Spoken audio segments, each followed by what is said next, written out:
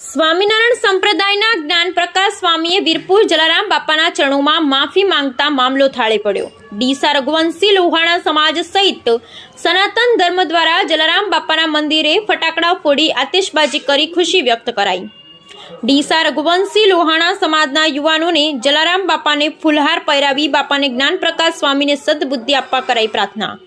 એકબીજાનું મોં મીઠું કરાવી ફટાકડા ફોડી આતિશબાજી કરી ખુશી વ્યક્ત। જય જલારામ। આજે આનંદનો દિવસ એટલા માટે છે કે સ્વામી જ્ઞાનપ્રકાશ સ્વામી વીરપુર ધામ જે સનાતન ધર્મ અને આખા રઘુવંશી સમાજની માંગણી હતી એને અનુસરીને વીરપુર ધામમાં આવી બાપાના પગે પડી એમણે માફી માગી છે।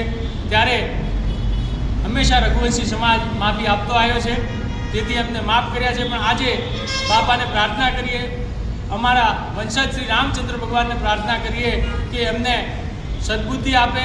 આવનારા સમયમાં કોઈ પણ સાધુ આવી સનાતન ધર્મ માટે, હિન્દુ ધર્મ માટે કોઈ વલ્ગર વાત ના કરે, એમનું નીચું દેખાડવાની વાત ના કરે, એવી ભગવાનને પ્રાર્થના કરીએ, એમને સદબુદ્ધિ આપે।